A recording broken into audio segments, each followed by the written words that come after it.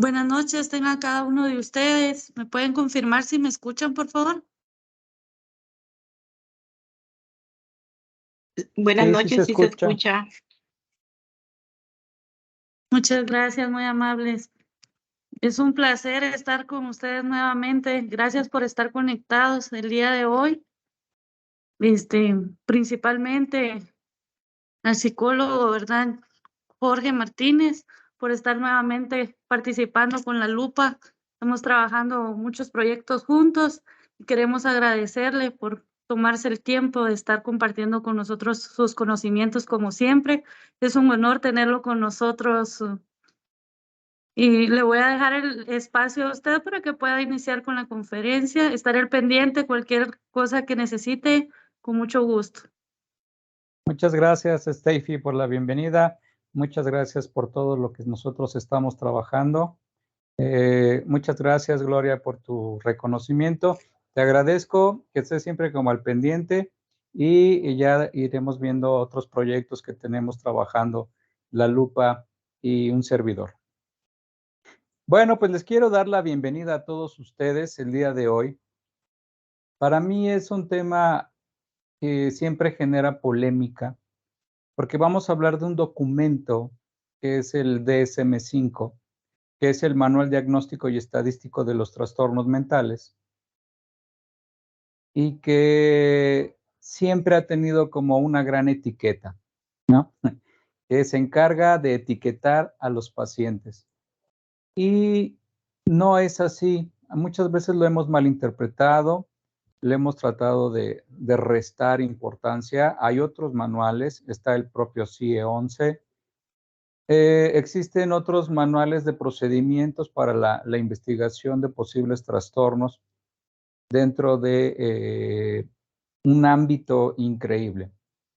Pero el día de hoy vamos a hablar del DSM-5 en particular porque es muy solicitado y es muy recurrido en el ámbito jurídico. A muchos de los que estamos aquí nos llama la atención la criminalística, la criminología, el derecho, la psicología criminal, la sociología criminológica. Entonces, este documento, que es el DSM-5, que no es muy pequeñito, de hecho es uno de los documentos más grandes que mi biblioteca cuenta, ¿no? Es este, ¿no? Este es el DSM-5, ya salió el DSM-5-TR, solamente que todavía está en inglés, todavía no lo traducen, y es un documento que tiene 1000 páginas. O sea, es increíble la cantidad de información que podemos encontrar aquí. ¿Y por qué nos puede servir como un manual de investigación? Pues porque precisamente aquí vienen clasificados todos aquellos trastornos de las emociones y todos los trastornos de la personalidad que nos pueden llevar a descubrir durante el proceso de investigación si algún sujeto que esté en dicho proceso nos está tratando de tomar el pelo o nos está tratando de engañar, simulando o disimulando algún tipo de trastorno mental para así ser librado de la justicia. No sé si ustedes, queridos seguidores y queridos alumnos y queridos compañeros, si alguna vez hayan escuchado sobre este manual. Quisiera que me compartieran su experiencia si la tienen o si no la tienen. Siéntanse en la libertad de hablar y de interrumpir la ponencia. Ustedes no se preocupen. Si quieren levantar la manita, ya saben, también la pueden levantar. Y si no, siéntanse con la libertad de poder interrumpir la ponencia. Ok, entonces, ¿alguna vez han escuchado de este maravilloso libro, de este maravilloso documento en donde se encuentra esta gran compilación de la mayoría de los trastornos de las emociones y de los trastornos de la personalidad como tal? Abrir aquí el chat.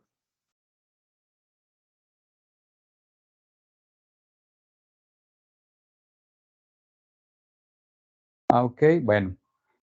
Es Gloria que nos da la bienvenida. Muchas gracias, Gloria. Bienvenida nuevamente por aquí. Me da mucho gusto verte y saludarte, como a todos los demás que estamos el día de hoy.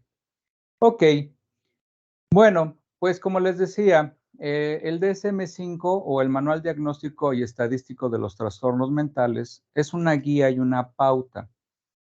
Pero antes de entrar de lleno como tal a este documento, si estamos hablando de nosotros de trastornos de la personalidad, tendremos que entender, comprender y asimilar la definición etimológica de persona. Porque como todas las palabras que nosotros conocemos tienen un origen etimológico. Algunas veces es griego, algunas veces es latín, algunas veces es como un sincretismo, algunas veces son adaptaciones o adecuaciones que se hacen del lenguaje local con el castellano, ¿sí? Entonces, pero la palabra persona tiene una etimología tanto griega como latina y es maravillosa, ¿no? Y es maravillosa porque cuando uno estudia el manual del DSM-5, ¿sí? Te cambia la perspectiva. Si primero comprendemos qué es, bueno, más bien, cuál es la definición de la palabra etimológicamente hablando, persona, ¿sí? Entonces, voy a empezar por la descripción del latín. Y en el latín nos dice que el término del que procede persona deriva probablemente de un latín etrusco, prácticamente desde los orígenes, ¿no? Y se conocía como persona, que significa máscara del actor, ¿sí?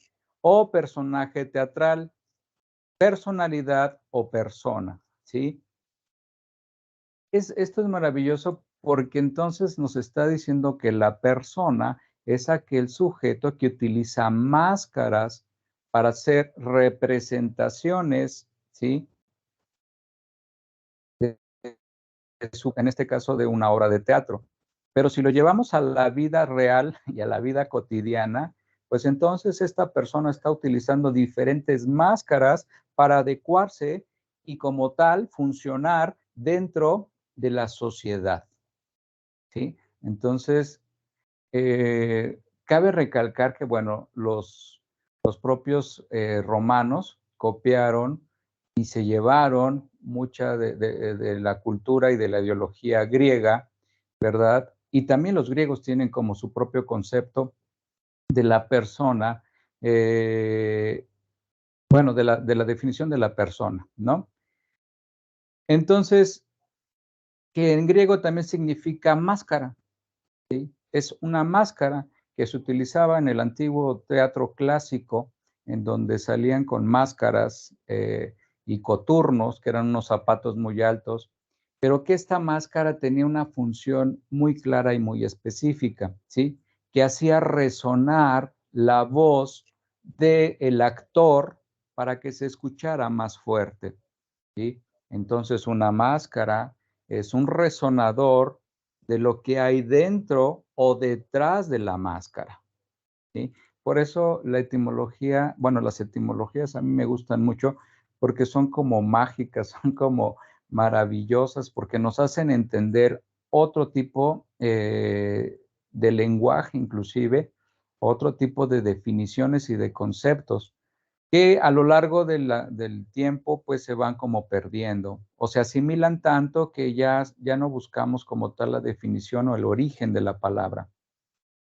Por eso a mí siempre me gusta hablar en un principio de estas dos etimologías, tanto de la griega como la latina, en donde ambas comparten la definición de que es una máscara que utiliza un personaje teatral y que en un principio, en el teatro clásico griego, pues la máscara también servía como resonador para poder proyectar la voz del actor. Era como una especie de amplificador.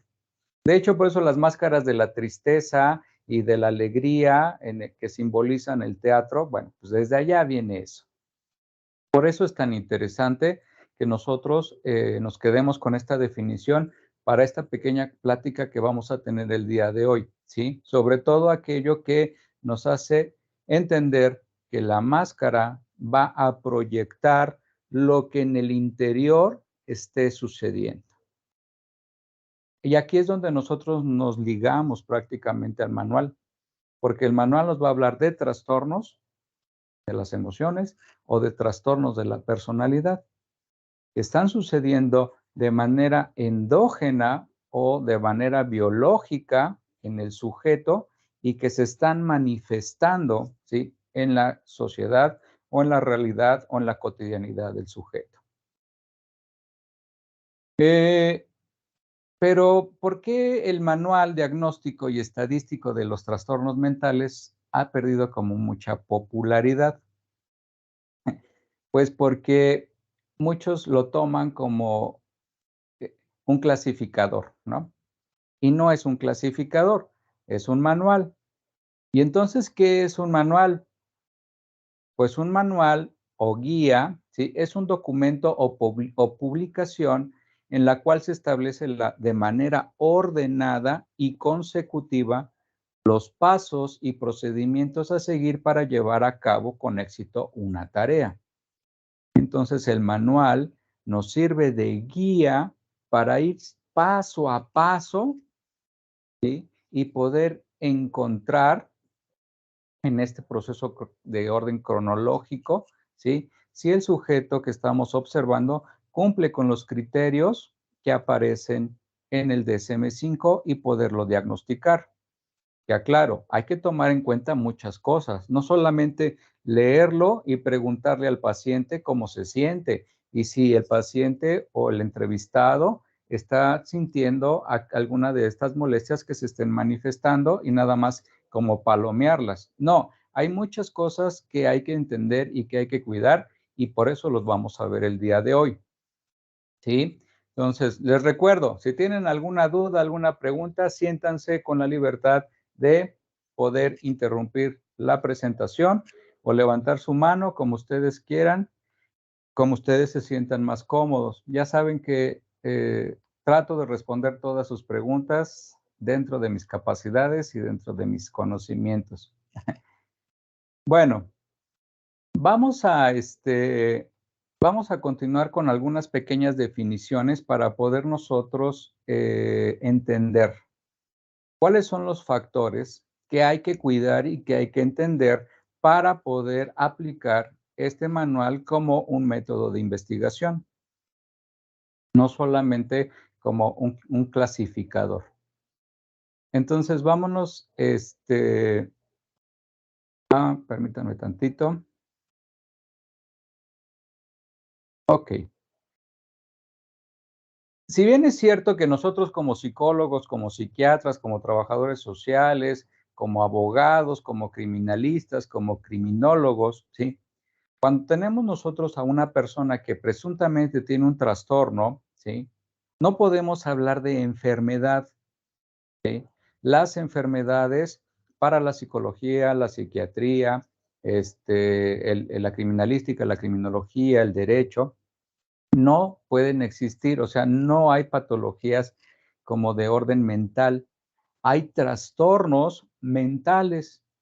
Si nosotros queremos hablar de enfermedades a nivel cerebral, entonces tendremos que hablar de neurología, neuropatología, neurociencias, ¿sí?, que tratarán de explicar el funcionamiento o el mal funcionamiento del cerebro o del sistema nervioso central en cualquiera de sus elementos, ¿sí? Entonces nosotros, cuando tenemos a una persona, no podemos decir que está enfermo mentalmente, ¿sí? Porque la enfermedad es una patología que solamente se encarga de curarla. ¿Quién? Pues la medicina clínica, ¿verdad?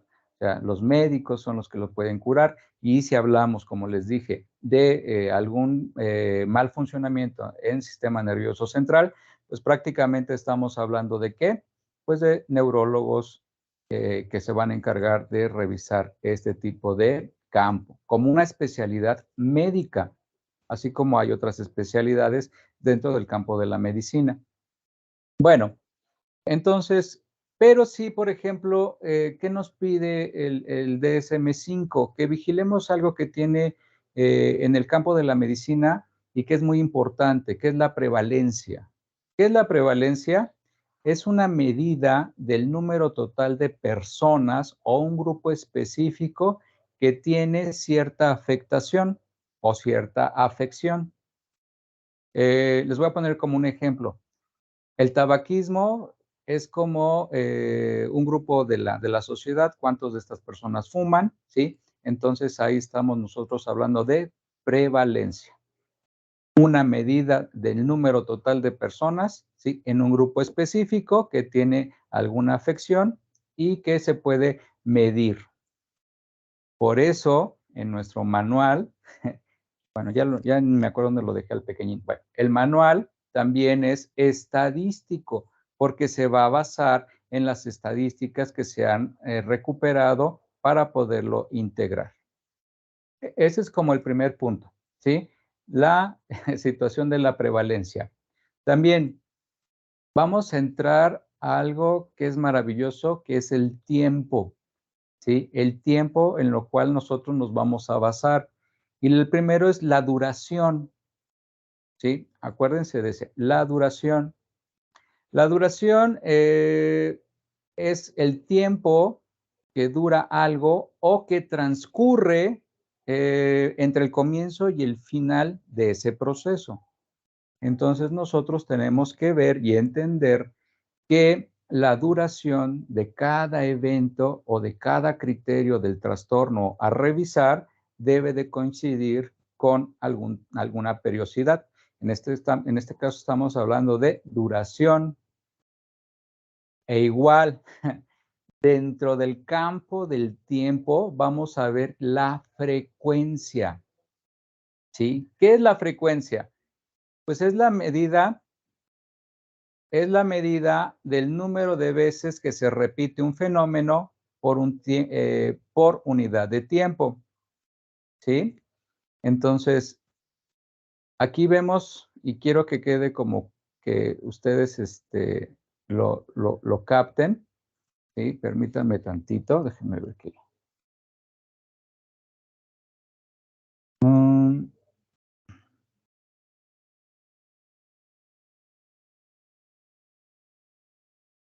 Listo. Entonces, tenemos duración y tenemos frecuencia, ¿sí? Y la frecuencia es la medida del número de veces que se repite un fenómeno por unidad de tiempo. O sea, cuántas veces se presenta esta situación que estamos analizando en un día, en una hora, en una semana, en un mes, y eso es lo que nos va a permitir a nosotros estar viendo la combinación de duración y frecuencia, ¿sí? Entonces, no sé si tengan alguna pregunta hasta aquí. ¿Vamos bien? Sí, ya tenemos 3 criterios. A ver, perdón, me escribe Jesús Israel. Doctor, buenas noches. En cuanto pueda, por favor, denos una semblanza sobre el uso forense del DSM-5, ya que viene un apartado al respecto y hay quienes dicen que no es útil en el ámbito forense. Pues de hecho estamos hablando precisamente de la aplicación en el uso forense. Erika, prevalencia, duración y frecuencia. Sí, son los 3 términos que hemos utilizado. Muy bien, muchas gracias. Hay que recordar eso. Y eso nos une a la pregunta al comentario que nos hace Jesús, ¿sí? ¿Por qué es importante? Cuando nosotros estamos hablando de el uso forense del DSM-5, ¿sí? Que es ¿no? Nosotros vamos a tomar de aquí, ahorita, un poquito más adelante, tengo ya la semblanza de algunos trastornos que tomé para poder explicarlos y no estar cargando pero ¿cuál es el uso forense de la psicología o de la psiquiatría? Pues prácticamente hacer público con evidencias científicas, ¿sí? La confirmación o la erradicación del trastorno que pueda estar manifestando una persona que esté dentro de un sujeto o esté sujeto a un proceso judicial, ¿sí? El uso forense, ¿sí? Es hacer público. Recuerden que forense, eso es lo que significa llevar al foro, ¿sí? Entonces, dependiendo de los sistemas legales de cada país, porque veo que hay gente de diferentes países, ¿sí? Depende mucho en qué sistemas se estén basando, ¿sí? Si normalmente es solicitado un psicólogo o un psiquiatra para la evaluación de un sujeto, pues prácticamente ahí está ya entrando la función forense.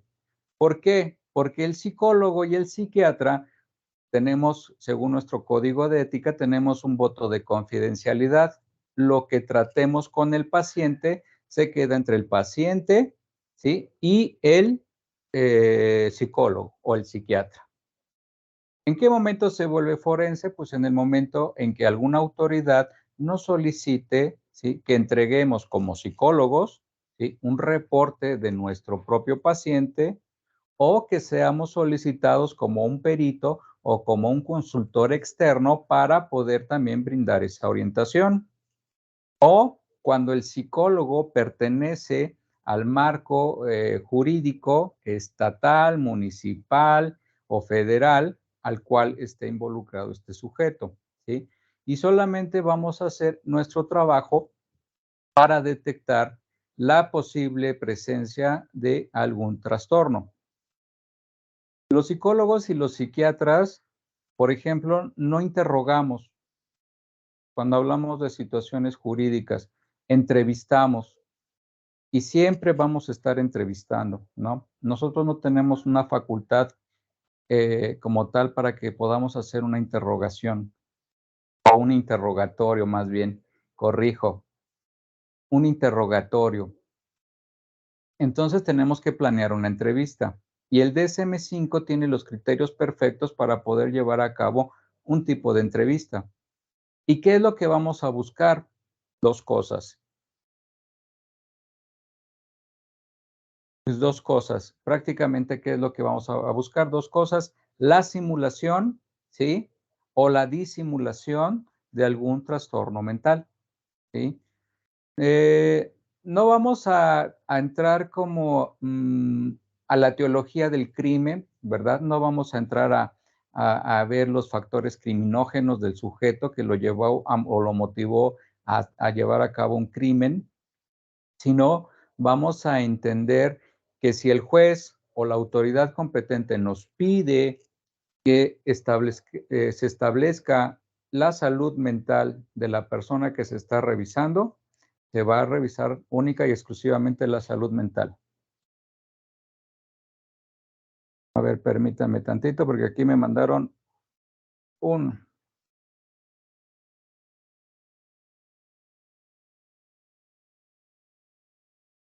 Bueno, pues de todos esos que tú me escribiste aquí, de todos los que tú me escribiste, doctor Mohamed, todos tienen periodos porque se empiezan a manifestar, ¿sí? De hecho, nosotros vamos a analizar ahorita uno de los más interesantes, que es el trastorno antisocial, ¿sí? Por ejemplo, el trastorno de la personalidad antisocial, ¿sí?, que es el primero que tú me pones ahí, doctor Mohamed, y que te doy las gracias por asistir una vez más a estas pláticas. Por ejemplo, el trastorno antisocial de la personalidad, ¿sí?, se manifiesta cuando es un chico, ¿sí? Entonces ahí empieza el periodo prácticamente del tiempo. ¿Por qué? Porque el DSM-5 nos habla que tiene que ser antes de los 18 y puede iniciar en los 13 años, ¿sí? Entonces ahí ya nos está hablando de periodo de tiempo, ¿sí? No me voy a adelantar mucho porque ese es precisamente el trastorno que yo traigo para que lo revisemos aquí. ¿Vale? Entonces, luego nos hablas también de el trastorno de la personalidad por, eh, por evitar, por evitación, yo creo que es lo que quisiste poner. El trastorno limítrofe de la personalidad, trastorno de la personalidad dependiente. Bueno, todos esos están tipificados y están marcados en el DSM-5 con tiempo. porque se tienen que empezar a manifestar rasgos y características, los cuales nos van a indicar en qué momento van a presentarse. Aquí la situación es de que, por ejemplo, siempre que nos piden que nosotros hagamos como un trabajo de prevención, de orientación y de ubicación, ¿sí? Para mitigar los impactos de la criminalidad en la sociedad. Y normalmente todos estos trastornos que tenemos enumerados ahí, gracias al doctor Mohamed, ¿sí? Suceden en la adolescencia, ¿sí? Entonces, ¿qué sector de la sociedad tendríamos que estar nosotros revisando?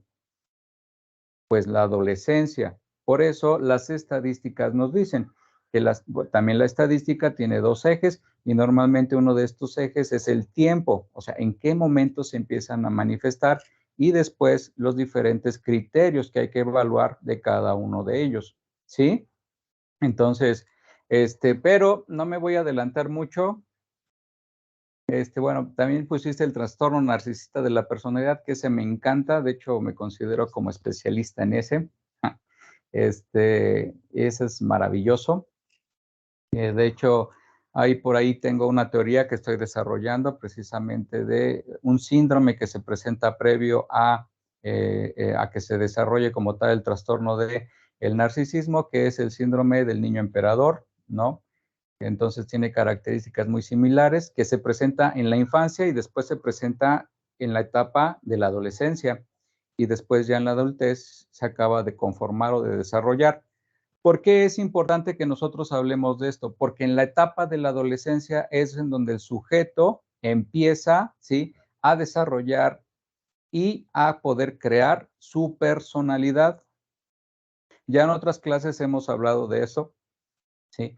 O sea, en ese momento de la etapa de la vida, el sujeto, el adolescente, empieza ¿a qué? A desarrollar su propia personalidad.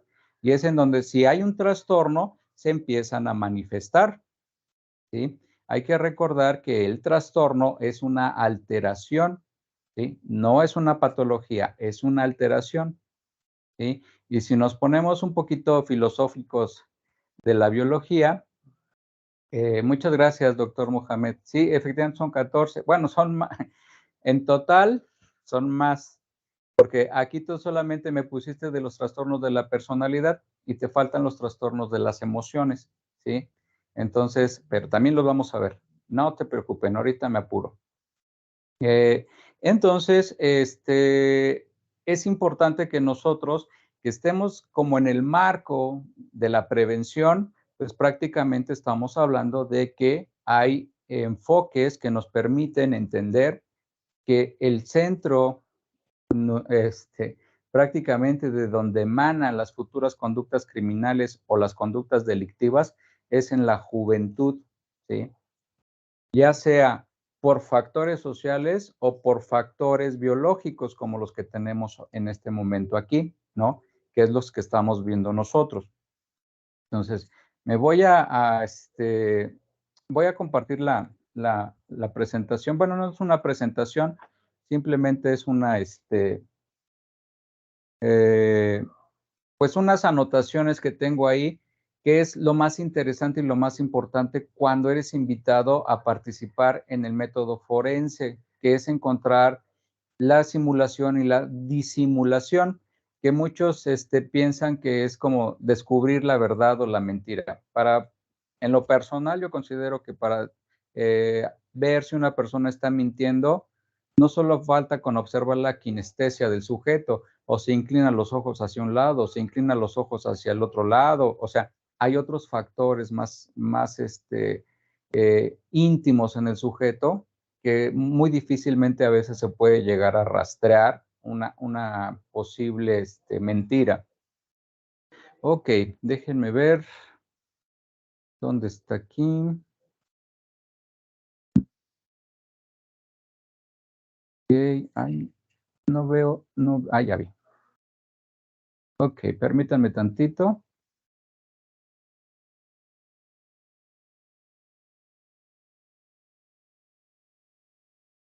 Listo.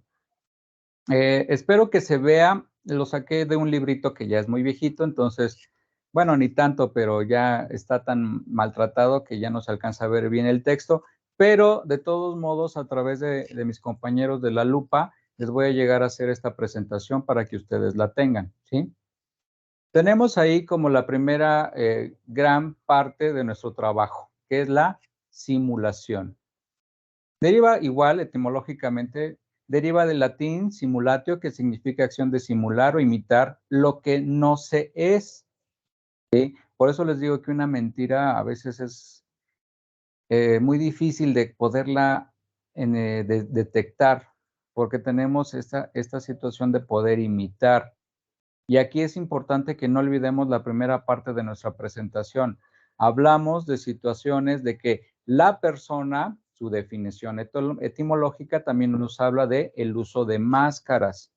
Entonces, pueden simular o pueden imitar rasgos o características de enfermedades o de patrones conductuales que ellos hayan experimentado, ¿sí? O que hayan visto, ¿sí? O que hayan conocido, ¿vale? Entonces, quiero que hagan clic aquí con la primera parte de la presentación y esta primera definición.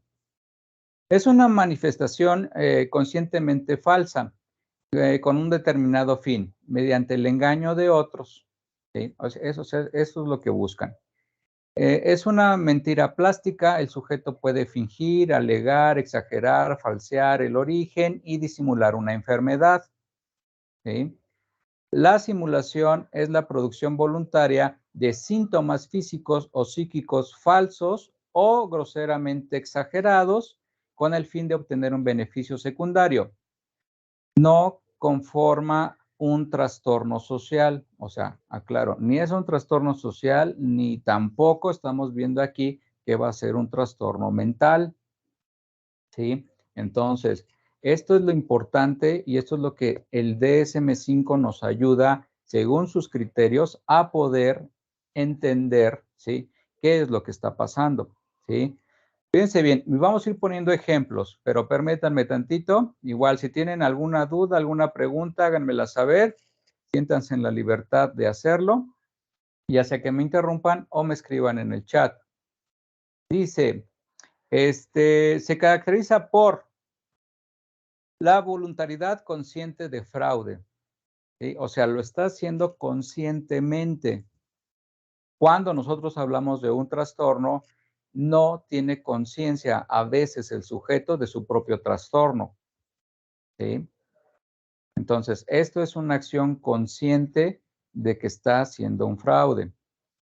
La invención o alteración de síntomas mórbidos. Esto es maravilloso porque cuando tú le preguntas a una persona sobre su condición de salud mental, a veces te dan hasta nombres de medicamentos que toman, ¿sí? Y si tú tienes un poco de conocimiento en farmacología, pues sabrás que hay, medicamentos que pues no se utilizan para eso, ¿verdad? Entonces, eso es lo interesante, ¿sí? Y tiene la finalidad utilitaria egoísta. O sea, quiere sacar una ventaja y quiere sacar una ventaja en su favor, ¿sí? Por eso es de que estamos aquí hablando de que el sujeto está de manera consciente tratando de engañar, ¿sí? A la persona que lo está entrevistando o que lo está interrogando. Depende, ¿sí? Porque si lo estamos entrevistando, estamos hablando de un psicólogo o de un psiquiatra, inclusive hasta de un trabajador social, pero si lo están interrogando, pues posiblemente ya sea otro tipo de autoridad que esté facultado para hacerlo. Ok, permítanme tantito. Muy bien. Debemos sospechar la existencia de simulación o disimulación si hay estas acciones, ¿sí? Problemas judiciales de por medio, que es lo que estamos haciendo ahorita, ¿verdad? Estamos basándonos en esto, ¿sí? Y su aparición en contextos de evaluación psiquiátrica o psicológica. También esto es muy factible cuando se presentan las personas a solicitar un puesto de trabajo, ¿sí? Entonces, en este puesto de trabajo, pues van a simular, ¿sí? O pueden disimular, ¿sí? Que tengan alguna enfermedad de trastorno mental, ¿sí? O trastorno de las emociones, o para solicitar becas de apoyo, o para solicitar alguna seguridad social médica, ¿verdad? Gratuita, que está sin fines de lucro. Entonces ellos normalmente lo utilizan para hacer este tipo de mal uso del recurso, mintiendo, engañando y estafando. ¿Vale? Siguiente punto, discrepancia marcada entre los hallazgos clínicos, la entrevista y el test y las quejas referidas. Esto es muy padre y esto es muy interesante porque, como ustedes ven aquí, habla de entrevista y test, ¿sí? El trabajo del psicólogo es hacer una entrevista, generar una serie de hipótesis y después de generar esa serie de hipótesis, crear una batería de pruebas, por lo menos 5 o 6 pruebas, ¿sí? Para que esta batería de pruebas confirme tu hipótesis o generes una nueva hipótesis, ¿sí? ¿Por qué? Porque si el paciente detectas tú en las pruebas psicológicas o las pruebas psicométricas que está mintiendo, pues tendrás que volverlas a repetir o aplicar otro tipo de pruebas para poder confirmar si está mintiendo el sujeto que está siendo analizado, ¿sí? Entonces, aquí tenemos estas dos herramientas, la entrevista y el test. El test o la batería de pruebas se va a hacer en base a la hipótesis que emana de la propia entrevista, ¿sí?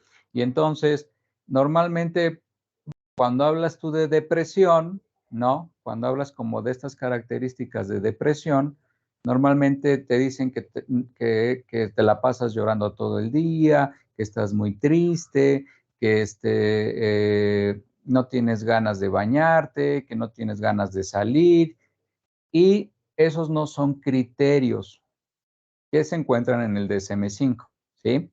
Entonces, los criterios son las pautas a investigar. Entonces, ¿qué nos está diciendo el sujeto que estamos entrevistando? Pues prácticamente nos está diciendo que nos comparte su cultura, ¿verdad? Y lo que de la cultura personal o de la cultura local en donde él se desarrolló, ¿sí?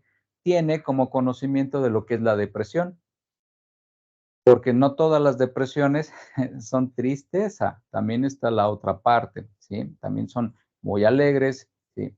Porque precisamente están utilizando una máscara que les permite integrarse a la sociedad, ¿vale? Bueno, escasa colaboración del paciente con el examen y con el tratamiento, ¿ok? La presencia del trastorno antisocial de la personalidad, que ese es maravilloso porque ese nos permite entender muchas cosas de la conducta antisocial, la conducta criminal y posiblemente la conducta delictiva. Antecedentes de permanencia prolongada en establecimientos de detención, ¿sí? Entonces, también si es como un sujeto que continuamente o recurrentemente está en centros de detención, pues aprenden, ¿sí? Aprenden a manejar y a manipular las pruebas a los psicólogos, a las autoridades, ¿sí? Por eso no hay nada mejor que la aplicación de una batería de pruebas para comprobarlo, ¿sí? No es que como psicólogo, como psiquiatra o como trabajador social te vuelvas un ser insensible, sino estás trabajando en aras de la justicia y en aras de la justicia tienes que dar la mejor postura de tu análisis clínico. Y si tú detectas que la persona está manipulando las pruebas o está mintiendo o está engañando, tendrás la oportunidad de cambiar inclusive la batería de pruebas o hacerle pruebas un poquito más extensas para corroborar lo que se está pasando. O bien para poder nosotros dictaminar que propiamente o precisamente el sujeto sí padece el trastorno, ¿sí? Al igual que las investigaciones médicas clínicas, ¿no? El médico, pues, hace una exploración del sujeto, ¿no? También hace una especie como de etiología, porque le pregunta cuándo empezó, cómo pasó, qué le sucedió, cuáles son los síntomas que tiene sobre la enfermedad que él manifiesta. En la psicología no utilizamos síntomas, utilizamos criterios y estos criterios están establecidos por lo menos en el documento que hoy estamos hablando, que es el DSM-5. ¿Sí? Y bueno, y cuando te enfrentas a un paciente o a un sujeto que tiene una capacidad intelectual inclusive superior a la tuya y que tiene unas grandes demandas de conocimiento de tu parte y que te contrapone, ¿sí? Y que te manifiesta real y contundentemente de que tiene una inteligencia superior, ¿sí? Entonces, para que no entres como en conflictos, apóyate en tus pruebas, ¿sí? Y con los criterios. Normalmente el sociópata y el psicópata, que son clasificaciones que no están muy bien definidas y no muy bien desarrolladas, ¿sí? Tienen ciertos grados de inteligencia, ¿sí? El delincuente común también, o sea, no confundamos la inteligencia, ¿sí? Con la sabiduría, o sea, conocer y saber mucho, sino la inteligencia más práctica que se utiliza en este tipo de ambiente es la inteligencia que les permite resolver los problemas. Y si ustedes me lo permiten, sería una especie de inteligencia emocional que solamente les va a permitir resolver el problema que se les está presentando y que posiblemente, si ya tiene visitas muy recurrentes a instancias de situaciones jurídicas, pues ya las conoce. Entonces ya sabe cómo resolverlas, ¿sí? Entonces también, esta situación de la capacidad intelectual es importante. Si ustedes se encuentran frente a una persona que tiene un coeficiente o una inteligencia superior o al promedio, en ese momento soliciten el apoyo de personas que conozcan sobre pruebas o test, ¿sí?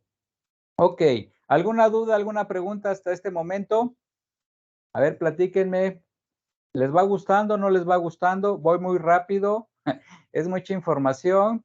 A ver, díganme. Los escucho. Todo muy interesante, muy interesante. Muchísimas gracias. Qué bueno que les esté gustando. ¿Alguien más que quiera compartirnos algo? Ya vamos a entrar casi al DSM-5. Les digo, estarlo cargando para enseñárselos es muy pesado, pero saqué los test para que los podamos, bueno, más bien los trastornos para que los podamos leer, ¿sí? Bueno, vamos a cerrar esta parte de simulación y disimulación y vamos a pasar a los test. Digo, perdón, no vamos a ver test, vamos a pasar a los criterios del DSM-5. Tipos de simulación. Simulación propiamente dicha, o sea, la simulación mental, creación de un cuadro clínico donde no lo había. Y creo que casi todos nosotros hemos utilizado este tipo de simulación, ¿no? Cuando no queremos ir a trabajar, por ejemplo, y agarramos el teléfono, ¿no? Marcamos al trabajo y ya que nos van a contestar, nos oprimimos la nariz. Ay, disculpa, me amanecí con gripa. ¿Sí? Entonces, eso es una simulación, ¿sí? De un cuadro clínico que normalmente ya has experimentado y que sabes cómo resolverlo, ¿sí? Para fingir, engañar, ¿sí? O que hables por teléfono a tu trabajo y, perdón, pero no puedo hablar, voy a ir al doctor, ¿no? Y a lo mejor estás en la playa, ¿sí? Entonces, eso es la simulación que recrea, ¿sí? Un cuadro clínico o bien la creación de un cuadro clínico donde no lo hay, ¿sí? Por ejemplo, en trastornos que están involucradas las alucinaciones, ¿sí? pues estás viendo una alucinación y ojo, no es de que la alucinación se te manifieste en ese momento de manera inmediata, no.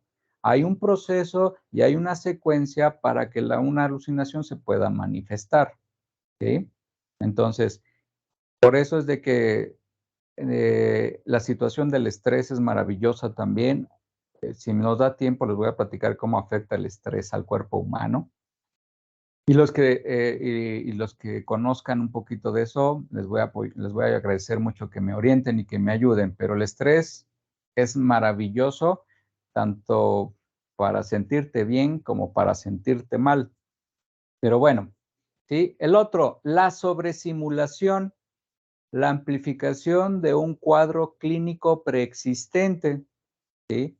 Entonces, no solamente dices que tienes gripa, sino ahora tienes gripa y tos. Y utilizando el ejemplo que les puse, ¿no? Pues, ¿qué pasa? Te aprietas la nariz, ay, estoy muy enfermo, tengo gripa, y ahora tengo tos también, ¿sí?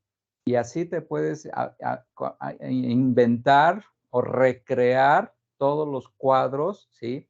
Que tú conozcas clínicos que estén relacionados, por ejemplo, a enfermedades de vías respiratorias. Pero los trastornos de la personalidad o los trastornos de las emociones tienen otro tipo de criterios muy específicos y muy claros, ¿sí? Que ahorita los vamos a ver. Pasamos al tercero, metasimulación o preservación. Fijación de una sintomatología de un cuadro clínico ya resuelto. Esto es maravilloso también, ¿sí? ¿Por qué? Porque nosotros, la metasimulación o la preservación es cuando nosotros, por ejemplo, fingimos que no podemos caminar porque tenemos torcido un pie y o porque venimos recuperándonos de una torcedura, ¿no? Y no podemos como apoyar bien y hasta rengueamos o cojeamos, ¿verdad? Entonces ahí estamos en una metasimulación porque tenemos que fijar esa sintomatología durante la mayor parte del tiempo o mientras nos estén observando aquellos a los cuales queremos engañar, ¿sí? Entonces, me torcí mi brazo, ¿no? Vea que te tomen una placa para ver si no tienes una fractura. No, no, yo creo que si lo inmovilizo aquí, ya, pero es la derecha y no puedo trabajar. Entonces, pues nada más me vengo a sentar aquí y a ver qué puedo hacer en el trabajo, ¿no? Bueno, por eso se llama metasimulación o preservación, porque se fija la sintomatología siempre y cuando el sujeto se sienta observado. En el momento en que el sujeto ya no se siente observado, pues dejará de simular. ¿Conocen a personas así?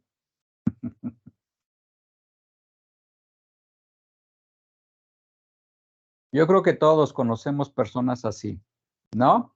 Bueno, aquí tenemos estas tres características que también son importantísimas, también son de gran validez para poder entender durante la entrevista, ¿sí? ¿Qué es lo que está pasando? En los aspectos del trastorno de la personalidad o trastornos de las emociones, esta metasimulación o preservación, les digo, es cuando quieren como recrear algo que ellos recuerdan que en algún momento escucharon o que alguien les dijo, ¿no?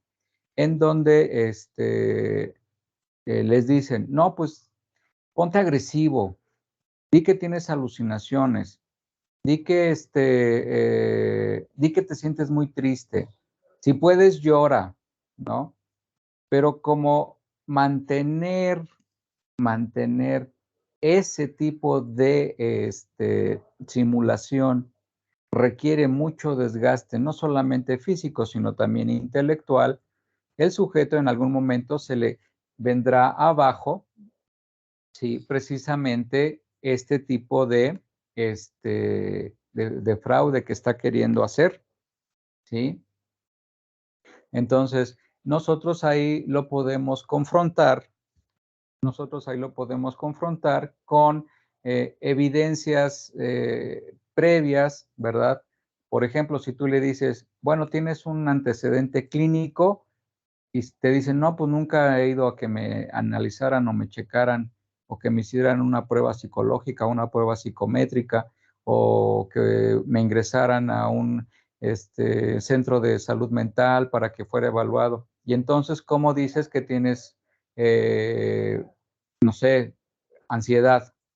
O cómo dices que tienes trastorno limítrofe de la personalidad, o que tienes trastorno histriónico, que el trastorno histriónico es también maravilloso porque tienen una capacidad de actuar maravilloso, por eso se llama trastorno histriónico de la personalidad, ¿sí? Entonces, ese antecedente es muy vital. Si ellos no lo tienen, pues prácticamente estamos ante una situación de simulación. Si lo tienen, ¿sí? Ver cuál fue el resultado, el tratamiento y el procedimiento que se le dio al paciente, ¿sí?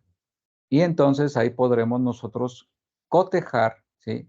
Entre el expediente clínico del paciente y la nueva entrevista que se está haciendo y encontrar si hay alguna discrepancia o si bien se puede confirmar como tal la presencia de un trastorno mental, ¿sí? Entonces, ¿por qué creen que los doctores, los médicos, guardan los expedientes de sus pacientes? Pues para precisamente tener ese récord histórico clínico. Los psicólogos también necesitamos elaborar nuestros propios expedientes de cada paciente. Y aclaro, el expediente no es del paciente, o sea, no es de propiedad del paciente, aunque esté hecho con toda la información, no es de su propiedad, o sea, no te lo puedes solicitar para verlo, ¿sí? Solamente que él pida que se cambie de psicólogo, el psicólogo le entregará el expediente en propia mano al otro psicólogo si es que lo requiere. Y por ejemplo, aquí entraría como esta parte de lo forense. ¿Qué pasa cuando a mí me lo pide una autoridad? Llámese un juez, un magistrado, ¿sí? Un colegiado, por ejemplo, que me diga, quiero ver el diagnóstico de la salud mental de Juan Pérez. Usted es su psicólogo o usted es su psiquiatra, sí. Necesito que me lo dé.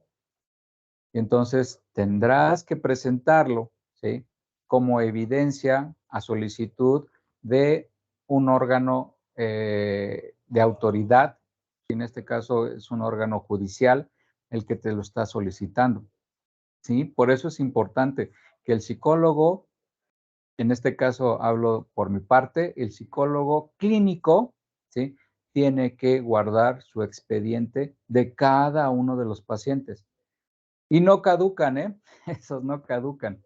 Entonces siempre los vas a tener ahí guardados, a menos de que un psicólogo te lo solicite porque te cambiaron de psicólogo o porque alguna autoridad te lo solicite a expensas de que sea devuelto, ¿sí? Entonces es importantísimo que ustedes, cuando estén frente a una persona de estas características e intuyan o sientan que están siendo timados, engañados o que están siendo parte de esta simulación, pues apóyense en el historial clínico, psicológico de una persona, ¿sí? ¿Qué les parece? A ver, platíquenme, díganme, ¿qué les parece?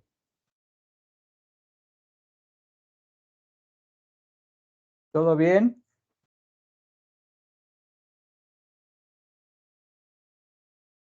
Ok, bueno, pues vamos a entrar a este punto que es la disimulación. La persona procura esconder, disfrazar o modificar su lesión o enfermedad cuya finalidad engañosa es en beneficio perseguido y o la utilización del beneficio obtenido, ¿sí? Aquí estamos del otro lado de la cara, cuando el sujeto disimula que tiene una afección o que tiene algún tipo de lesión o que tiene algún tipo de enfermedad o que tiene algún tipo de trastorno, ¿sí? Entonces, ¿para qué? ¿Para qué? Para verse beneficiado, ¿sí? Entonces, aquí es la otra cara de la moneda, ¿sí? Bueno, el auxilio de las técnicas de exploración psicológica, las técnicas de exploración psicológica más útiles son útiles para detectar fenómenos de simulación o disimulación. Normalmente se ven 3 pruebas. ¿Y por qué no se ven las 5 o las 6 que yo les dije? Porque una de ellas es muy extensa, ¿sí? Y esta prueba es el MMPI-2, que es el Minnesota, ¿sí? Que es un cuestionario de 562 preguntas, si no mal recuerdo, 562 preguntas, que están vinculadas precisamente a los clústeres del DSM-5, ¿sí? Y entonces vamos a poder encontrar trastornos de la personalidad, vamos a poder encontrar trastornos de las emociones, vamos a poder encontrar también si hay adicciones e inclusive si mienten de manera patológica, en el sentido de que lo estén haciendo porque tienen una característica de ser mitómanos, ¿sí? O lo están haciendo de manera intencional, ¿sí? Entonces, por eso es que solamente aquí vamos a utilizar 3, que ahorita se los voy a decir rápido, que es el Minnesota, el MMPI-2, ¿sí? Es el Minnesota, que no en todos los países de Latinoamérica está avalado o tropicalizado o conceptualizado para que se aplique, ¿no? Aquí en México sí, y es gracias a la UNAM, a la Universidad Nacional Autónoma de México, que tenemos adaptado el MMPI-2 a las personas que habitan en México. Otro que es el más famoso y que anda por todos lados en internet inclusive, es el que se utiliza en Argentina, ¿sí? Entonces, no es tan recomendable que utilices el de otros países porque inclusive hasta el lenguaje cambia. Entonces, si el lenguaje cambia, la manera de estar redactado y el lenguaje cambia, la interpretación de la persona que está llevando a cabo la aplicación del test, pues puede cometer errores de interpretación y eso se va a ver afectado en su evaluación final. Otra prueba, por ejemplo, es el Vender. El Vender es una prueba donde se le muestran unas tarjetitas al sujeto que tiene que replicar las imágenes que están ahí. Y entonces hay rasgos característicos de las personas cuando dibujan, ¿sí? Cuando tienen esquizofrenia, cuando tienen paranoia, cuando tienen depresión, cuando tienen ansiedad. Entonces ahí se puede ver. Esta prueba de Vender es tan precisa que con una gran experiencia y una gran habilidad puede llegar inclusive a detectar si hay problemas de lateralidad cerebral, o sea, si tiene algún tipo de daño orgánico, ¿sí? Al momento de copiar una imagen. Eso es maravilloso y eso es gracias al Vender. Y la tercera prueba que se utiliza normalmente son las manchas de Rorschach, ¿no? Como las manchas de Rorschach pueden ser vistas por cada persona de diferente manera, por eso es que es una prueba de orden proyectivo, ¿sí? Nosotros, si tenemos una persona y hace referencia a presencia de manchas de sangre, muerte y destrucción y bla, bla, bla, pues posiblemente estemos ante una situación de simulación, ¿sí? Sí tiene características de manchas y cosas por el estilo, pero al ser una prueba proyectiva, tenemos estándares que nos permite ver la proximidad de la persona a lo que significa cada una de estas pruebas, ¿sí?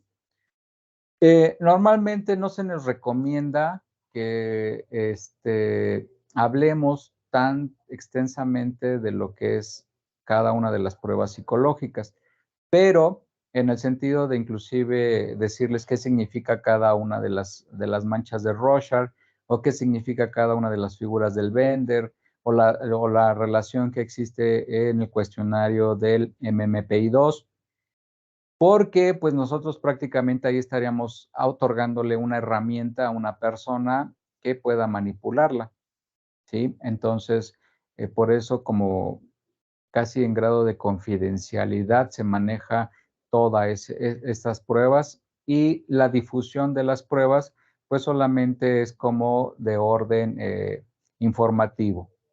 Ustedes se lo van a llevar el día de hoy como orden informativo para que ustedes lo soliciten a las personas que sí estén autorizadas a la aplicación de este tipo de pruebas, siempre y cuando la prueba que ustedes apliquen o pues soliciten que apliquen, ¿sí?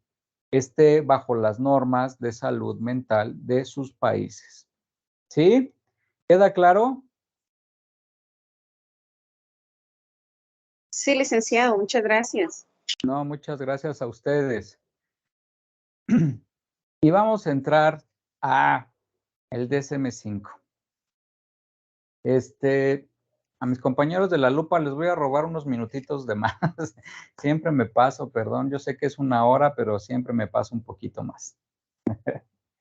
Bueno, vamos a ver porque está como de moda. Todo el mundo llega al consultorio con depresión, ¿no? Entonces, en este caso estamos hablando del trastorno de depresión mayor, ¿sí? Puedes tener también una distemia o puedes sentir tristeza, pero los criterios que ustedes ven ahí, ¿sí?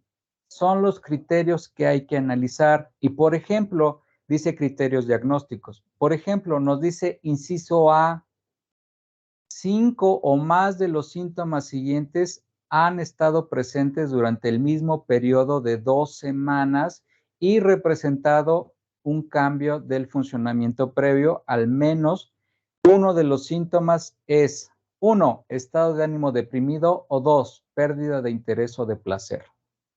Entonces, ya de entrada nos está diciendo que tenemos que averiguar por lo menos desde hace 2 semanas cómo ha estado el sujeto, ¿sí? Y entramos ahí a la cronología del análisis diagnóstico, ¿sí? Ya nos está marcando ahí de entrada cuánto tiempo.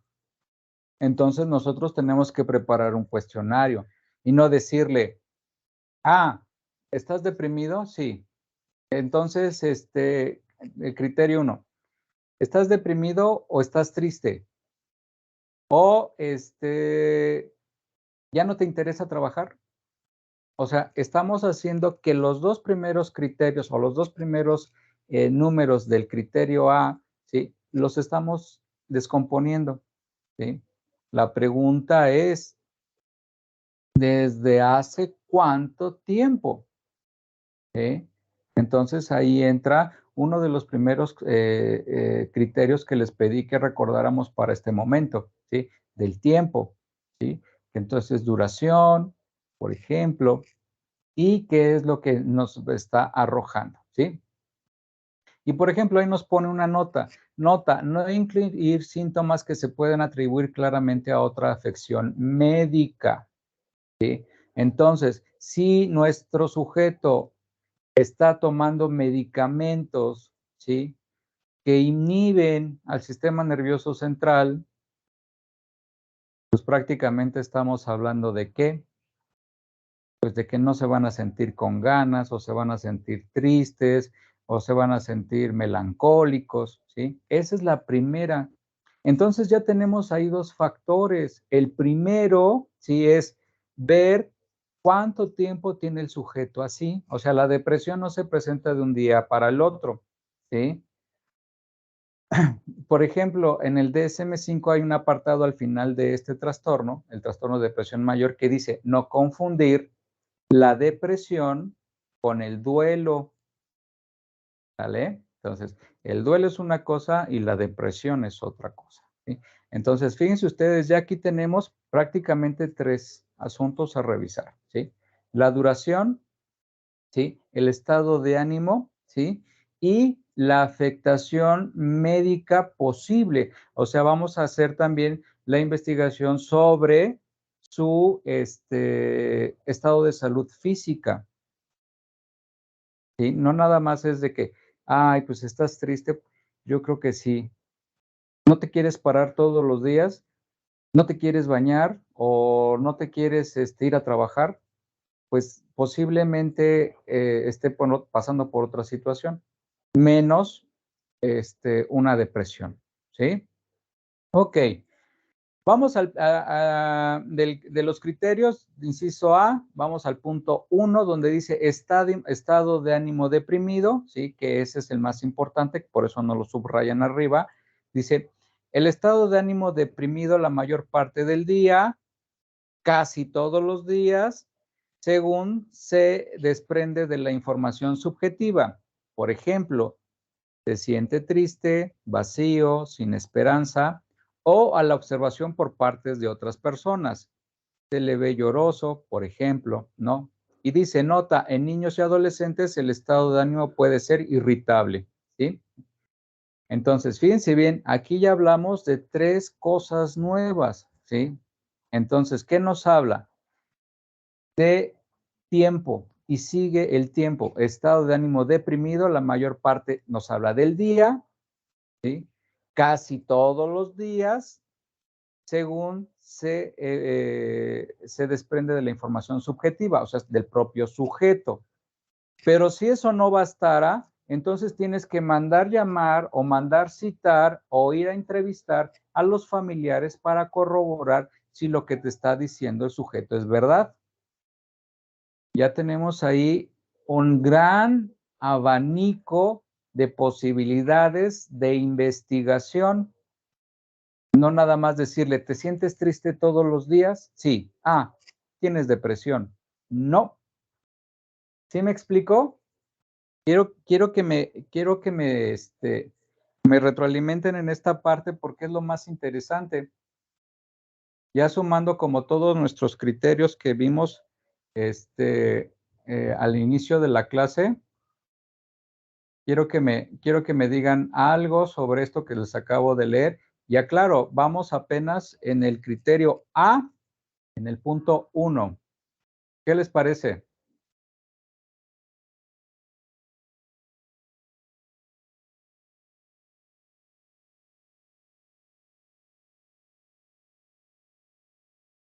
Ok, bueno, entonces ya vimos duración y frecuencia en esto, ¿sí?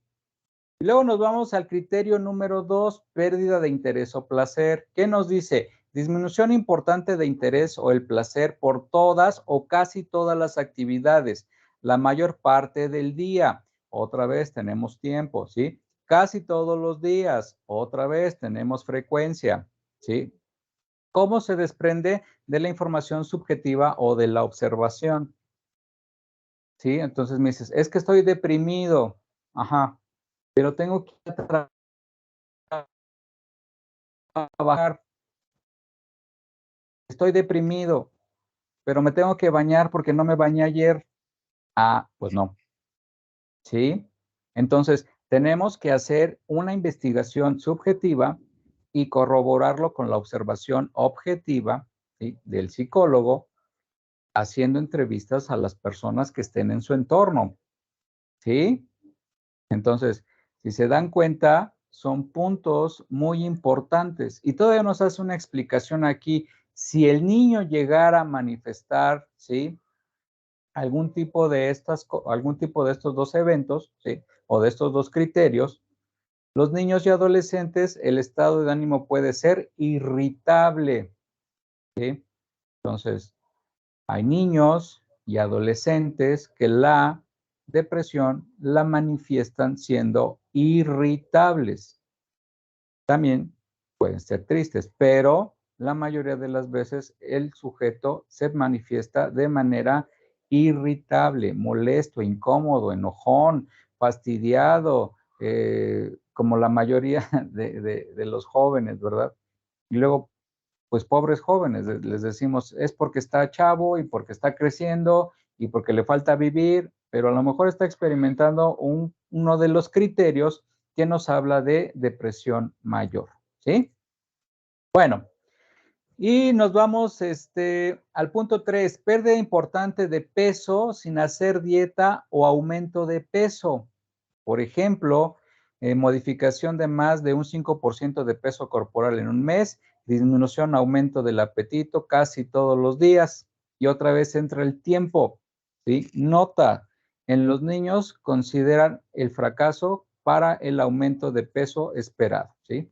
Entonces, considerar el fracaso en los niños, ojo, no hablo de fracaso que no tenga sentido su vida, sino en el sentido de que se pueda medir este criterio para los niños, porque los niños van a subir de peso, ¿sale?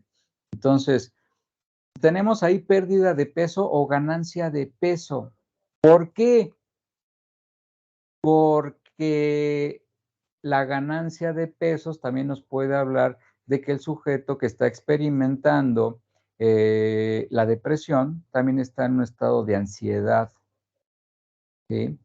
Entonces tenemos ahí una combinación y tenemos acá la otra parte en donde ¿ya no quieres comer? No, pues ya no quiero comer, le preguntas tú como psicólogo, ya no quiero comer.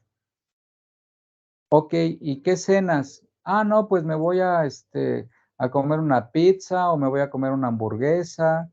Aquí en México, pues los tacos. Ah, entonces, esta es una situación que te aleja de una posible depresión, ¿sí?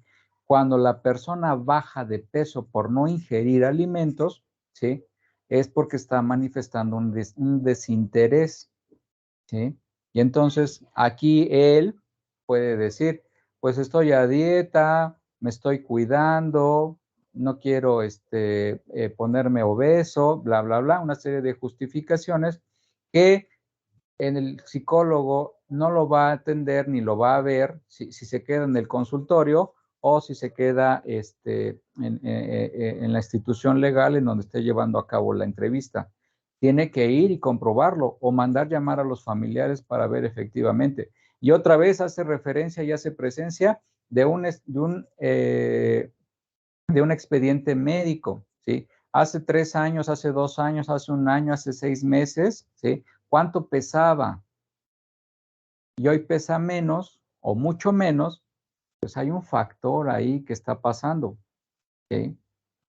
Entonces, aclaro, también hay como situaciones de que los chicos a veces consumen medicamentos, que no los voy a decir por obvias razones, que consumen medicamentos para bajar de peso y eso afecta también, ¿sí? Su estado emocional, porque de eso se tratan este tipo de medicamentos, ¿sale? Bueno, entonces, y si se dan cuenta, es muy larga la lista solamente del criterio A, ¿sí?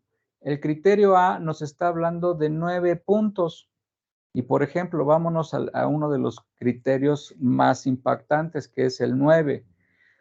Pensamientos de muerte recurrentes, no solo miedo a morir, ideas suicidas recurrentes sin un plan determinado, intentos de suicidio o un plan específico para llevarlo a cabo, ¿sí?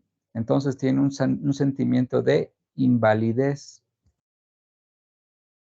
o sea, ya no tiene sentido, ¿sí? Entonces, ¿desde hace cuánto tiempo? ¿Durante cuánto tiempo? ¿Cómo lo ha manifestado? ¿Ha puesto sus cosas en orden? ¿Cómo va en la escuela o cómo va en el trabajo? ¿Sí?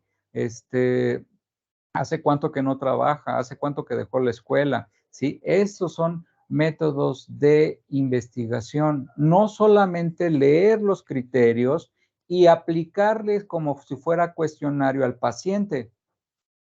Pues no. ¿Y la evidencia dónde queda? Aquí es importante, ¿sí? La evidencia la va a rescatar el psicólogo o el psiquiatra, ¿sí? O cualquier profesional de la salud mental. Pero si ustedes son abogados o son criminalistas o son criminólogos, pues tienen esta guía para que puedan solicitar de manera colegiada o de manera multidisciplinaria o interdisciplinaria, ¿sí? El apoyo para la evaluación de una persona, ¿sí? Entonces, decir, háblale al psicólogo que venga a ver si efectivamente esta persona cubre estos criterios. Y entonces el psicólogo ya abocado y autorizado, ¿verdad?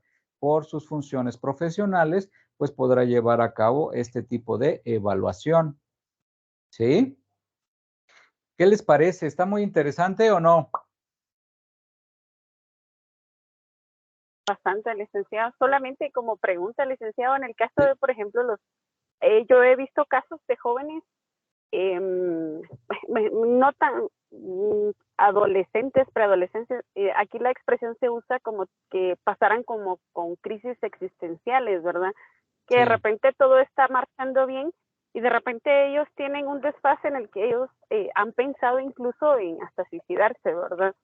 Entonces, ¿cómo puede uno tratar a esos adolescentes, preadolescentes y adolescentes y cómo detectar, ¿verdad? Esos crisis existenciales que se presentan en esas edades, ¿verdad, licenciado? Sí, esa es una pregunta muy interesante. Y fíjate que aquí, por ejemplo, tendríamos otro factor, ¿sí? Que el preadolescente o el puber y el adolescente y el adulto joven, ¿sí? Están en una etapa de crecimiento y de formación, ¿sí? Física. Entonces vamos a experimentar también cambios hormonales. Y eso es también de alto riesgo en el sentido de no poderlo detectar a tiempo, ¿sí? Los cambios hormonales también pueden afectar los pensamientos y las conductas de los sujetos que los están llevando o los están viviendo, ¿sí? También hay que recordar que hasta por los 25 años más o menos, las áreas prefrontales del ser humano acaban y alcanzan su clímax, ¿sí? Entonces, estamos diciendo que los jóvenes, los pubers y los adultos jóvenes, las áreas prefrontales en las cuales se encuentra la lógica, aún no se acaban de desarrollar. Entonces, son fácilmente vulnerables a situaciones que se presenten en su colectivo. Por eso este manual nos dice paso a paso, ¿sí? Cuáles son los criterios que hay que ir revisando, ¿sí? Entonces, ¿cuáles sería? Pues nos dice, por ejemplo, que para poder determinar si es una situación de una posible depresión mayor, ¿sí? Necesitamos cubrir 5 criterios de los del 1 al 9, más luego los que vienen, ¿sí? Para poderlo hacer. Estamos hablando que considerando el tiempo de investigación, los tiempos que se tienen que manejar, los tiempos de internamiento, inclusive a veces por una posible amenaza de suicidio, estamos hablando que para detectar y diagnosticar a una persona con depresión podría pasar hasta un año, ¿sí? O sea, no es de 2 o 3 días. O sea, para el diagnóstico completo, el diagnóstico general, ¿sí? Y, por ejemplo, si los chicos tienen como dilemas existenciales y tienen como estos pensamientos que tienen como de orden de dudas de la vida y de la muerte y estas cuestiones casi que rayan en lo filosófico, pues hay que vigilar y detectar si hay manifestaciones somáticas, ¿sí? O lesiones, o mejor dicho, autolesiones, ¿sí? Que se practiquen, por ejemplo, el cutting, que se practiquen, por ejemplo, el propio consumo de drogas a edades muy tempranas, ¿sí? Situaciones que se pongan en riesgo, situaciones al límite, ¿sí? Que hagan deportes extremos y este tipo de situaciones son como pequeños focos rojos que nos pueden indicar que el sujeto puede estar experimentando una crisis, ¿sí? Pero para saber qué tipo de crisis, pues necesitamos precisamente hacerle una evaluación psicológica o psiquiátrica.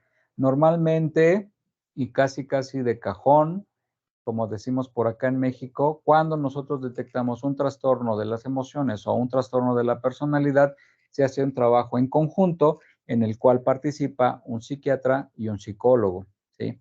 A veces basta con el puro psiquiatra, porque requerimos de la dotación y la aplicación de algún tipo de medicamento que coadyuve a mejorar el estado del sujeto, ¿sí?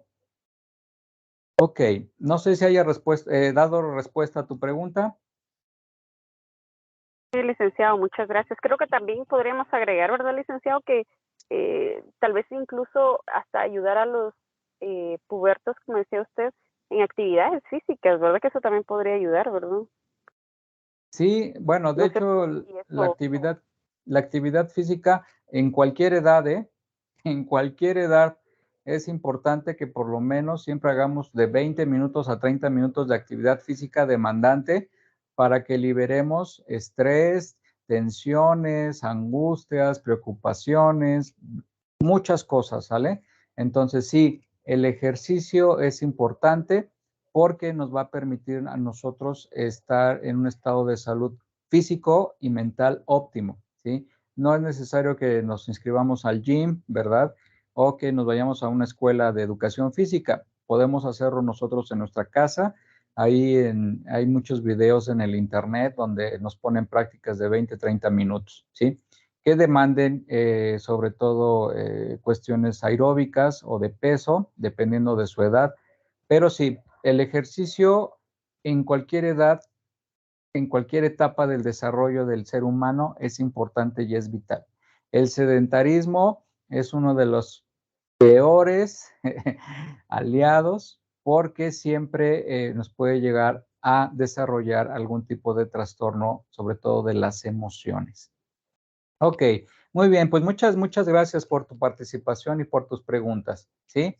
Ok, bueno, entonces les digo, tenemos más criterios, tenemos el B y el C ahí, que dice el B, los síntomas causan malestar clínicamente significativo o deterioro en lo social, laboral u otras áreas importantes del funcionamiento, ¿sí? O sea, prácticamente ahí las está abarcando, lo social, lo laboral y otras importantes, pues la propia familia, ¿no? Entonces, ahí están las tres áreas en donde se puede ver reflejado los cambios conductuales. Pero si en los tres se manifiesta, pero si en uno no, en dos no, y en uno sí, y a veces no, ¿sí? Estamos ahí en otra oportunidad de investigar y descubrir si precisamente nosotros estamos como en la capacidad de poder descartar un tipo de trastorno como este, ¿sí? Entonces, porque con sus amigos sí se divierte, con sus amigos se lleva bien, con sus amigos se la pasa padre, ¿ok? En el trabajo, pues sí tiene problemas, pero pues va a trabajar. En la casa es donde se pone triste. Ah, entonces ahí son cuestiones que se tienen que evaluar, se tienen que analizar y se tiene que investigar, ¿sí? No solamente, como les digo, como si fuera este recetario ahí para irles preguntando y dime si sí o si no, y al final te digo si tienes depresión o no. No se vale así. Bueno, el C, el episodio no se puede atribuir a efectos fisiológicos de sustancias o de otras afecciones médicas, que era lo que estábamos viendo ahí arriba, ¿sí? Si el paciente tiene, por ejemplo, algún medicamento que le provoque algún tipo de reacción de ese tipo, ¿sí? O si tiene alguna enfermedad, o por ejemplo, si es un paciente que tiene cáncer, o si es un paciente que tiene alguna enfermedad terminal, pues prácticamente es normal, ¿verdad? Que se pongan tristes. Entonces, pero no propiamente es una depresión, ¿sí? Ok, bueno, voy a adelantar un poquito. Les digo, de todos modos, esto lo vamos a hacer llegar aquí a ustedes, ¿sí? Y por ejemplo, el inciso E es también muy interesante porque dice, nunca ha habido un episodio maníaco o hipomaníaco, ¿sí? O sea, que se pongan en estados álgidos o en estados muy deprimidos, ¿no? Esta exclusión no se aplica si todos los episodios son de tipo maníaco o hipomaníaco, son inducidos por sustancias o se pueden atribuir a efectos fisiológicos de otra afectación médica, ¿sí? Bueno, toda esta paginita, ¿sí? Está en el DSM-5, ¿sí? Y, ojo, solamente es los criterios a investigar porque después viene más información, ¿sí? Por eso les digo, no basta nada más con esto. Hoy solamente vamos a poder ver esta parte.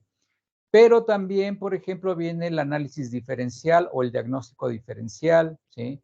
Vienen criterios a resolver cuando se presentan en la combinación con otros criterios de otros trastornos, ¿sí? Entonces, por eso es de que es increíble la cantidad de información que hay que leer e investigar. De hecho, de este mismo libro, de el DSM-5,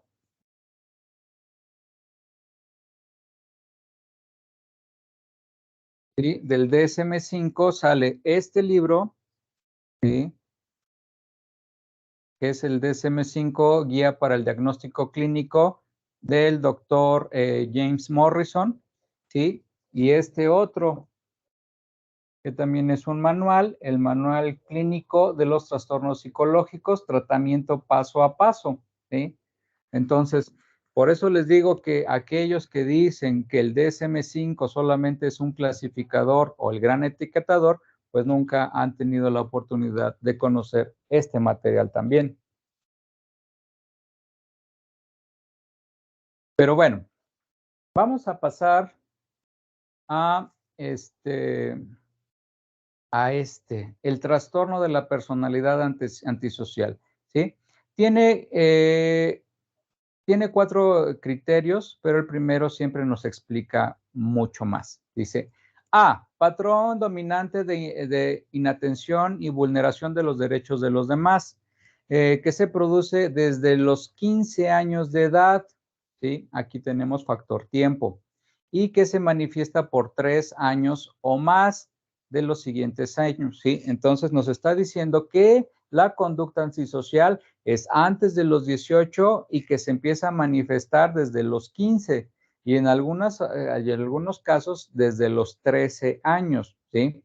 Entonces, después de los 18 años, estamos diciendo que las personas ya no tienen conductas antisociales, ¿sí? Sino tienen conductas criminales, pero su origen puede ser precisamente en este tipo de trastorno, que es el trastorno de la personalidad antisocial, ¿sí? Entonces, al igual que el otro, ¿sí? Vemos que nos habla de tiempo. Y fíjense bien aquí en esta parte, ¿sí? Que nos dice trastorno de depresión mayor.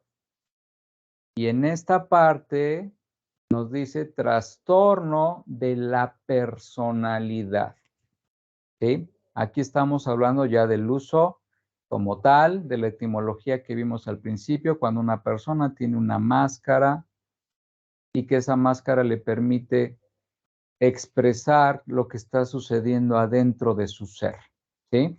Entonces, también esta definición etimológica también se las voy a mandar, bueno, se las voy a hacer llegar a través de mis compañeros de la Lupa de Guatemala.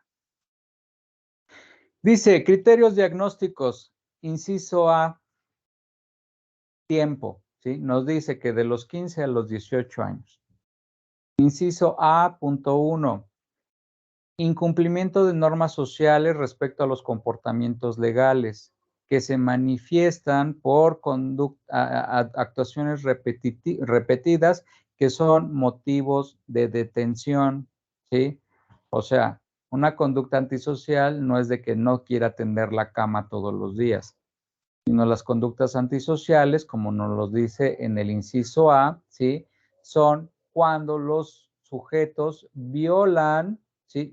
O vulneran los derechos de los demás, ¿sí? Entonces, y que puede ser motivo inclusive de detención. 2, engaños. Se manifiestan por mentiras repetidas, utilización de alias o estafas para provecho o placer personal, ¿sí? Entonces utilicen ya seudónimos o nombres falsos, ¿sí? Identificaciones falsas y todo esto que en muchas ocasiones nosotros lo vemos y que por ende son conductas antisociales.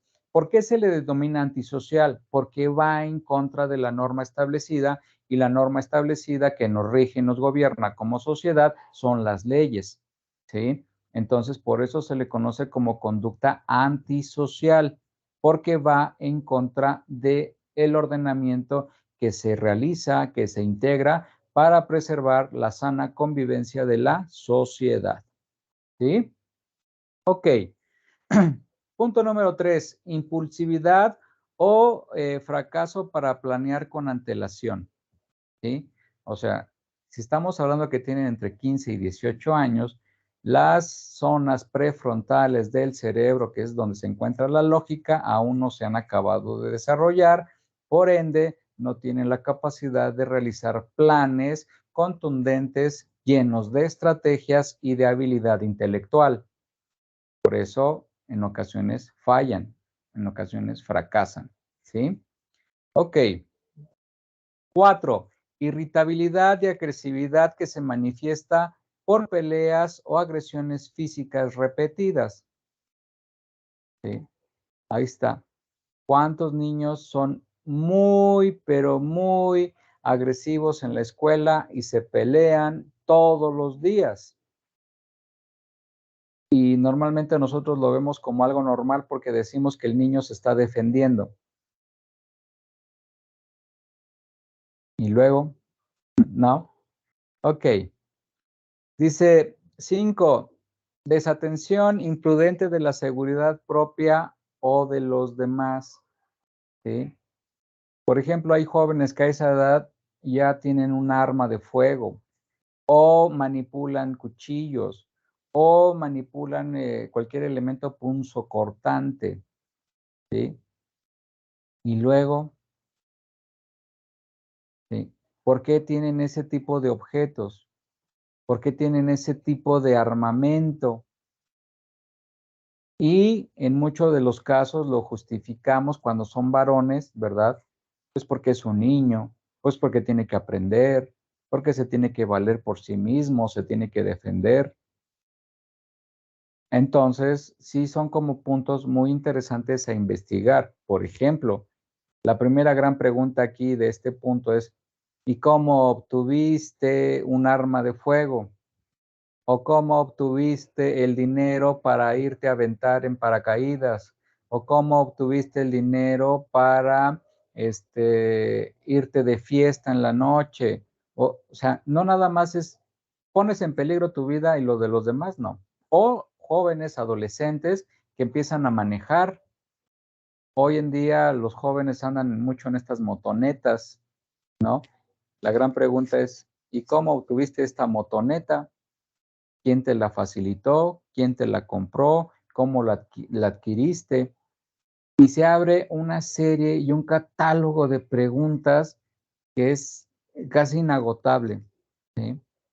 Por eso es que les digo, no solamente es leerlo y ponerle como palomita, sino la indagación. Bueno, 6, irresponsabilidad constante que se manifiesta por la incapacidad repetida de mantener un comportamiento laboral coherente o cumplir con las obligaciones económicas, ¿sí? Entonces, cuando los chicos no quieren ya trabajar y no quieren estudiar, pues entonces ahí tenemos un gran nicho para poder llegar a desarrollar conductas antisociales, ¿sí? 7, ausencia de remordimiento que se manifiesta por indiferencia o racionalidad de los hechos de haber herido, maltratado o robado a alguien. Esto sí ya es más de carácter de trastorno. La incapacidad de no sentir culpa o remordimiento por lo que hizo cuando se ve descubierto, ¿sí? De no aceptarlo, de no reconocerlo y de no asumir una posible responsabilidad o una posible consecuencia. Aquí sí ya estamos frente a un trastorno. Pues es que se lo merecía, es que se lo ganó, es que así tenía que haber sido. Yo soy el más fuerte, yo soy el más poderoso. Y este tipo de esquemas, ¿sí? Impiden que el niño, pues entienda, o el adolescente, entienda cuál es su posición social. Y al no entender su posición social, pues no entiende su realidad. Y si no llega a comprender su realidad, es posiblemente porque esté manifestando un trastorno. Oh, qué interesante, ¿verdad? ¿Sí o no? Ok. Inciso B. El Licenciado. individuo, perdón. Todo muy Ok. interesante, licenciado. Muchas gracias. El individuo tiene como mínimo 18 años. Inciso C, existen evidencias de la presencia de un trastorno de la conducta con inicios antes de los 15 años. Por eso les decía que más o menos a partir de los 13 años. Y eso es gracias a la teoría del profesor y psicólogo Albert Bandura en su teoría del aprendizaje vicario. Dice que a partir de los 13 años los niños ya pueden tomar como este tipo de decisiones. D, el comportamiento antisocial se produce exclusivamente en el curso de la esquizofrenia o de un trastorno bipolar. O sea que tenemos unas características ahí muy claras, ¿no? El comportamiento antisocial no se produce exclusivamente en el curso de la esquizofrenia o el trastorno bipolar. Lo está, aquí estamos haciendo un diagnóstico diferencial, ¿sí? No es por la esquizofrenia y no es el trastorno bipolar. Las personas que tienen un trastorno bipolar o tienen la esquizofrenia también pueden llevar a tener conductas antisociales, pero tienen otro tipo de evaluación, ¿sí? El comportamiento antisocial lo acabamos de ver en los puntos de arriba tiene características muy importantes. Y una de ellas es la ausencia de remordimiento o de culpa. ¿Sí? Bueno, desarrollo y curso. El trastorno de personalidad antisocial tiene un curso crónico, o sea, hablamos de tiempo ahí, pero se puede tomar menos evidente o remitir con la edad, sobre todo hacia la cuarta década de la vida. Fíjense, empieza entre los 13 y los 15 y se puede prolongar hasta los 40 años. ¿Sí? Entonces, aunque esta remisión tiene a ser particularmente evidente en lo que se respecta a la ampliación de actos delictivos, no es probable que se mitiguen de los otros rasgos del espectro, de los comportamientos antisociales y del consumo de sustancias. Por definición, la personalidad antisocial no puede ser diagnosticada, ¿sí?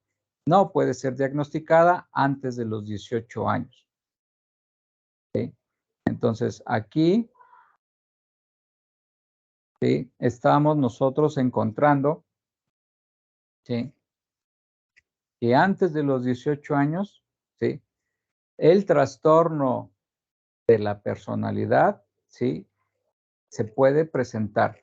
La personalidad antisocial, que puede tener algunos criterios y algunos rasgos, no se van a diagnosticar conforme a lo que acabamos de leer, ¿sí? Por eso muchas veces nosotros como psicólogos, cuando nos dicen, es que es así y tiene estas características, pues estas características no son criterios, son rasgos. Y todos podemos tener y llegar a tener rasgos antisociales, ¿sí? Por ejemplo, cuando hablamos mal de nuestro gobierno, ¿sí? Cuando por X, Y o Z nos sacamos algo de una tienda de abarrotes o una tienda de autoservicio y pues ya, o me encontré un teléfono o me encontré dinero y pues sí tengo la posibilidad de devolverlo y mejor me lo quedo, ¿no? Entonces, todas las personalidades antisociales tienen rasgos, ¿sí? El trastorno de la personalidad tiene criterios a ser evaluados, ¿sí? Entonces, y el más interesante de todos, pues es esa falta de arrepentimiento o de sentimiento de culpa. Ok, bueno.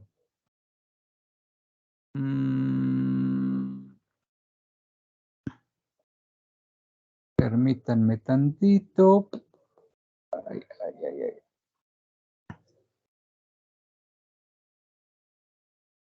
Ok. Bueno, pues con este último punto le voy a dar por terminada la clase del día de hoy. Antes de retirarme, quiero que me retroalimenten qué les pareció. Nos faltó tiempo. ¿Quieren que ampliemos un poquito más de información? Háganmelo saber. Se los voy a agradecer mucho.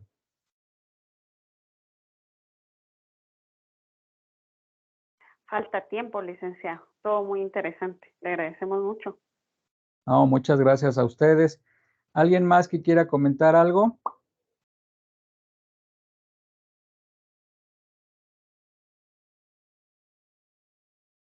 No, bueno, pues como siempre, les recuerdo, yo soy Jorge Martínez, soy psicólogo, trabajo en La Lupa de Guatemala, yo vivo en México y es un gusto haber estado con ustedes el día de hoy.